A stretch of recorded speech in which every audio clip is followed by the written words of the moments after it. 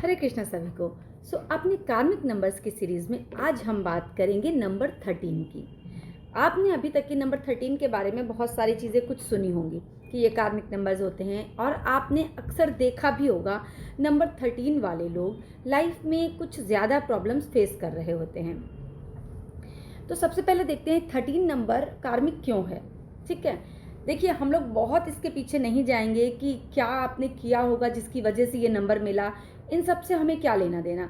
हमें ये समझना चाहिए कि हम कैसे अपने इस लाइफ को प्रॉपरली और कंफर्टेबली निकाल सकें, जी सकें, और जो गलतियां हमने पहले की थी जिसकी वजह से हमें ये नंबर मिला है उन्हें हम रिमूव कर सकें, उन सारी चीज़ों को, उन ग्रहों को अपने ठीक कर सकें। हमारा मकसद ये होना चाहिए। हमें ज़्यादा इन सब चीज़ों के बारे में जानने की ज़रूरत नहीं होती है कि क्या पहले किया था, किस वजह से ये नंबर मिला है। ठीक है, बस ये जान लिया कि ये नंबर प्रॉब्लमेटिक होता है, ये नंबर किसी वजह से मिलता है। ये या कार्मिक नंबर्स जो भी हैं हमारी लाइफ में वो आते ही इसलिए हैं ताकि वो हमें डायरेक्टली कुछ दिखाते हैं कि ये कर्म आपकी से डिस्टर्ब हुआ है। अगर आपको ये मौका मिले और इवन मौका ना भी मिले, आपको वो मौके बनाने चाहिए जिससे इस चीज़ को ठीक किया जा सके, तो वो आपको ज़रूर करना चाहिए। तो चलिए स्टार्ट करते हैं आज नंबर 13 के बारे में। नंबर 13 कैसे आपके लिए कार्मिक होता है। देखिए, एक तो ये हो जाता है 1, मतलब नंबर, ये जो मैं हमेशा बात करती हूँ सन का एनर्जी होती है, और 3 जो कि जुपिटर की एनर्जी हो जाती है, और 1 और 3 के कॉम्बिनेशन से बनता है 4 यानी राहु की एनर्जी। और आप लोगों ने अभी तक भी एस्ट्रोलॉजी में भी ये सुना होगा कि जुपिटर और राहु का कॉम्बिनेशन अच्छा नहीं माना जाता है।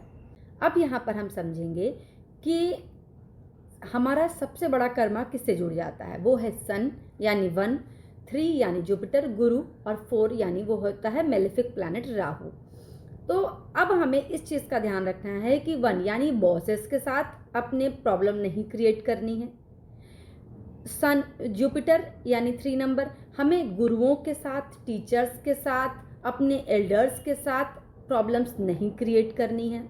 दूसरा क्या होता है, राहु। राहु मेलेफिक प्लैनेट क्यों कहा जाता है, आप समझिए किसी भी मेलेफिक को मेलेफिक क्यों कहा जाता है।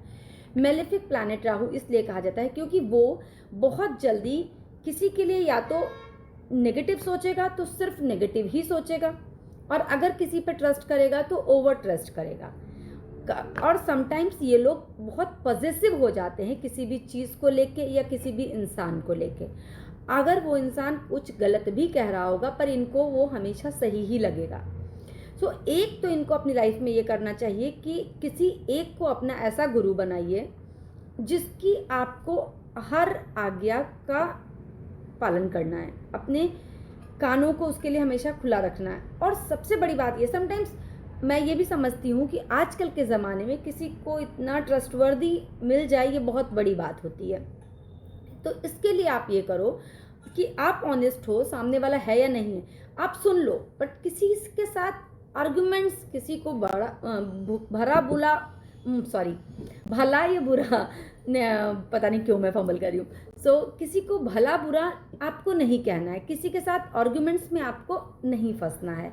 इस तरह से आप अपने इस नंबर को प्रॉपरली ठीक कर सकते हैं। अब हम लोग बात करेंगे कि आखिर अगर आपका नंबर 13 है तो आपकी लाइफ में प्रॉब्लम्स क्या आती हैं।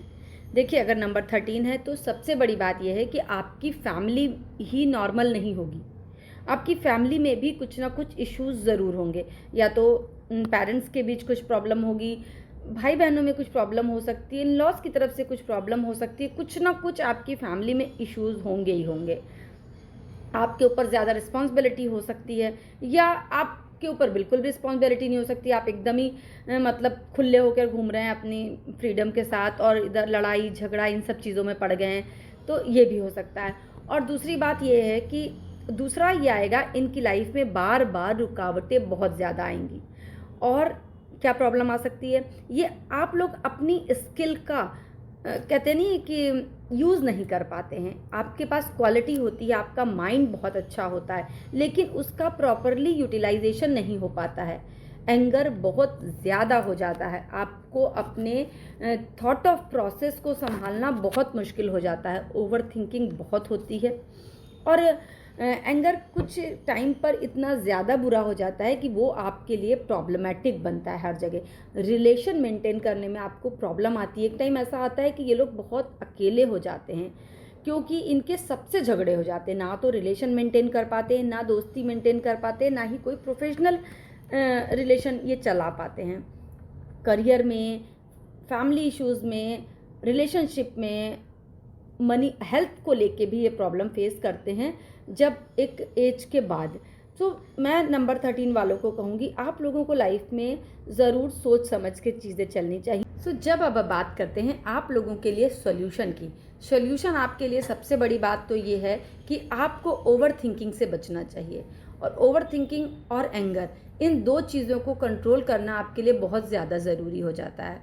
और इन दोनों का कंट्रोल सिर्फ आप एक ही तरीका हो सकता है, वो है मंत्रा चैंटिंग या फिर कोई साधना, जिसे आपको डेली रूटीन के साथ अपने फॉलो करना चाहिए। अगर आपको लाइफ में कोई गुरु मिल जाता है तो बहुत अच्छी बात है। ये भी हो सकता है कि आपको किसी गुरु या किसी मेंटोर से धोखा मिले, पर कोई बात नहीं, ये आपका अपना ही कर्म है। ये सोच के आप उसे पीस और मतलब कि आप उसे लेट गो करिए, समझ लीजिए कि इसे आप एक्सेप्ट कर लीजिए कि ये हमारा कर्मा हो सकता है, तो आप इसे लेट गो करिए क्योंकि यही शायद आप सीखने के लिए यहाँ आए थे। और आपको अगर कोई अच्छा गुरु मिल जाता है तो ज़रूर उसे फॉलो कर लीजिए, सो दैट आप कोई भी गुरु मंत्र वगैरह आप ले लेंगे तो ये आपकी लाइफ के लिए सबसे बड़ा ट्रीटमेंट हो जाएगा। और दूसरा, ईगो, एंगर, इन सब चीज़ों से आपको दूर होना पड़ेगा। गवर्नमेंट से या किसी भी टीचर्स से या किसी अच्छे इंसान को आपको कभी भी चीट नहीं करना है।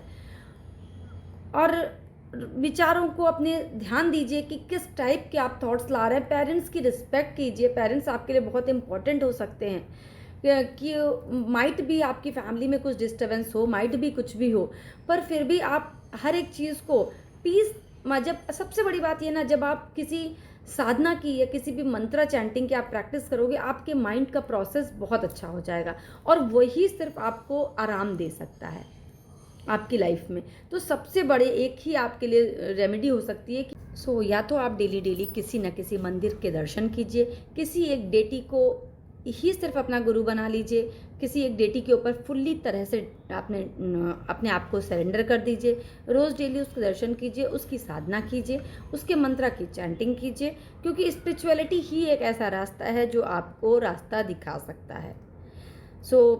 नहीं कोई आपको गुरु मिलता है, आप किसी न किसी ईश्वर को ही अपना मेंटोर मान लीजिए, आपको वो रास्ता दिखा देंगे। बस अपने आप को सिर्फ सरेंडर कर दीजिए, बोलिए उनसे, अपना दिल को खोलिए और बोलिए कि मुझसे जो भी गलतियां हुई हों आप मुझे रास्ता दिखाओ, तो आपके लिए क्लियर रास्ता मिलने लग जाएगा। अपने जो माइंड है उसका यूज़ कीजिए, आपका माइंड बहुत अच्छा होता है, बहुत फोकस्ड हो सकते हैं आप, बहुत ज़्यादा इंटेलिजेंट हो सकते हैं आप, टेक्नोलॉजी में भी आप बहुत स्मार्टली काम कर सकते हैं, मीडिया सेक्टर आपके लिए बहुत अच्छा हो सकता है, कम्युनिकेशन आपका बहुत अच्छा हो सकता है।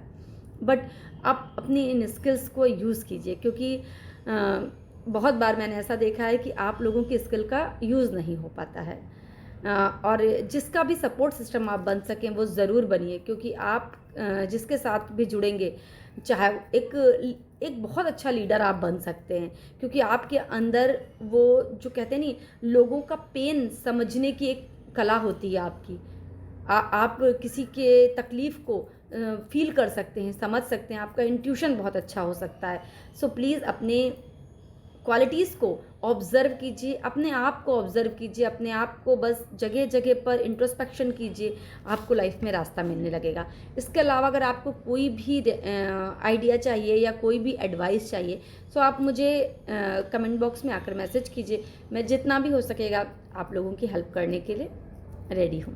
अपना ख्याल रखिए, मैं आप लोगों की जहाँ तक हो सकेगा मदद करूँगी। जो भी आप लोगों को एडवाइस चाहिए आप कमेंट बॉक्स में आकर मुझे बताइए, और अगर थोड़ा बहुत भी आपने इस वीडियो से रिलेट किया हो और आपको ज़रा सा भी यहाँ पर कुछ अपने काम का मिला हो तो लाइक कीजिए, शेयर कीजिए, सब्सक्राइब कीजिए। मुस्कुराते रहिए, दूसरों की लाइफ में स्माइल स्प्रेड करते रहिए। मैं मिलती रहूँगी नेक्स्ट वीडियोस के साथ। आप लोग क्या और किस टाइप के वीडियोस चाहते हो ये भी मुझे कमेंट बॉक्स में आकर बताइए। जुड़े रहिए मेरे साथ। मैं मिलती हूँ। हरे कृष्णा।